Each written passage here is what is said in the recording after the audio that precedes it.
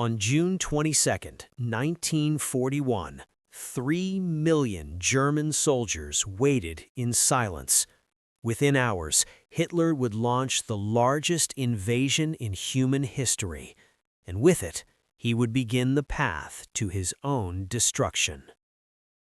The morning of June 22, 1941 broke cold and still across the vast Soviet frontier. 3 million German soldiers crouched in the darkness, waiting for the signal that would launch the largest military operation in the history of human warfare. Behind them, in the command structures and planning rooms that stretched back across occupied Europe to Berlin itself, a group of men who understood war with a depth and precision that few humans have ever matched sat with their private doubts and their professional obligations and waited alongside the men they commanded. Field Marshal Walter von Brauchitsch, the nominal commander-in-chief of the German army, had expressed reservations about the campaign's timetable. General Franz Halder, the Army Chief of Staff, had filled his private diary with meticulous calculations about Soviet manpower reserves that told a story considerably darker than the official optimism surrounding the operation. Colonel General Heinz Guderian, whose armored forces had sliced through France with a speed that still seemed dreamlike in retrospect, had studied the maps of the Russian interior, done the arithmetic on fuel consumption and road quality, and come to conclusions that he kept carefully to himself. And above all of them stood Adolf Hitler.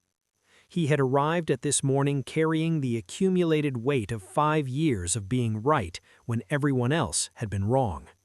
Every general who had warned him that a gamble was too dangerous had been proven timid when it succeeded. Every diplomat who had predicted catastrophe had been proven wrong. The world had blinked. Hitler had not. That experience reshaped his mind. It convinced him that his instincts were superior to any external analysis. He did not see himself as sometimes right. He believed he operated on a different plane of perception. This absolute certainty had powered his rise. When he remilitarized the Rhineland in 1936, General Ludwig Beck warned of French intervention. It never came. When he annexed Austria in 1938, consequences failed to appear. When he moved against Czechoslovakia, Beck resigned in protest. Hitler proceeded. Czechoslovakia fell. By 1941, Hitler had an unbroken record of triumph over professional caution. That certainty became doctrine. The opening weeks of Operation Barbarossa seemed to confirm it. Guderian's panzer groups drove east at terrifying speed.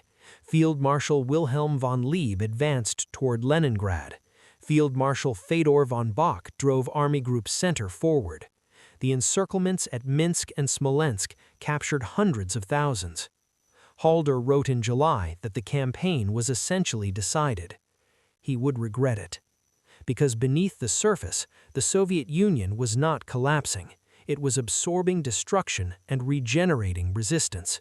When one army vanished, another appeared. When one line broke, another formed.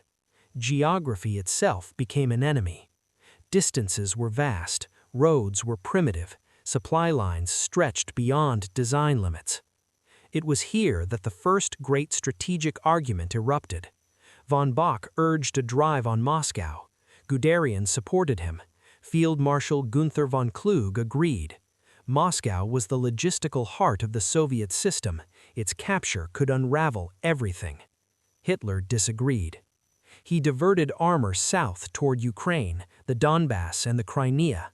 Guderian flew to argue personally. Hitler listened and overruled him. He wanted resources. He trusted instinct. The Kiev encirclement destroyed roughly 650,000 Soviet troops. Hitler pointed to it as proof, but it cost irreplaceable time. When Operation Typhoon began in October, the Germans advanced again. Encirclements at Vyazma and Bryansk followed. Moscow seemed close. Then came the rains. Roads dissolved into mud, vehicles sank, the Rasputitsa immobilized armies. Then came the cold. Weapons froze, engines failed, Frostbite ravaged units. General Gotthard Heinrich reported that offensive action was physically impossible. General Erich Hoepner pushed his forces beyond endurance. In December, Georgy Zhukov launched his counteroffensive. German formations, exhausted and ill-equipped for winter, began retreating. It was the first major strategic withdrawal of the war. Hitler blamed will, not reality. He dismissed Brauchitsch and took direct command. He removed von Bock. He fired Guderian. He expelled Hoepner. He dismissed von Rundstedt and von Lieb. He gutted the leadership. Then he issued the stand-fast order, no retreat, ever. It prevented collapse, but it reinforced his belief that only his certainty saved Germany. By 1942, this logic dominated everything. General Friedrich Paulus led 6th Army toward Stalingrad. Army Group A drove toward the Caucasus. The offensive was divided. Halder objected. Hitler overruled him. At Stalingrad, German forces bled in street fighting. General Hans Hube warned of disaster. General Walter von Seydlitz-Kurzbach sent a memorandum. Hitler dismissed it. When intelligence showed Soviet buildup on the flanks, he ignored it. On November 19, 1942, Operation Uranus began. Within days, 6th Army was encircled. Manstein's relief attempt nearly succeeded. Hitler forbade breakout. Paulus obeyed. The army perished. On February 2, 1943, it surrendered. It was Germany's greatest defeat. By 1944, Guderian returned as chief of staff. He argued daily with Hitler. Facts meant fantasy. By 1945, Heinrich received orders impossible to execute. Units that no longer existed were ordered to attack. Reality and maps had separated completely.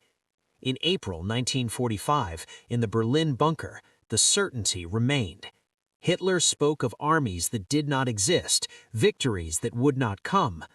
Keitel and Jodl watched a man whose belief outlasted the army it had destroyed.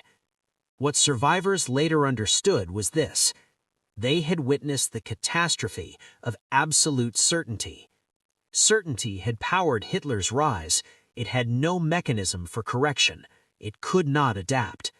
Every general, Halder, Guderian, Manstein, von Bock, Keitel, Heinrich, knew they were facing not mistakes, but a closed system, a strength that consumed judgment. The strength had eaten the man, and through the man, it had eaten everything he built.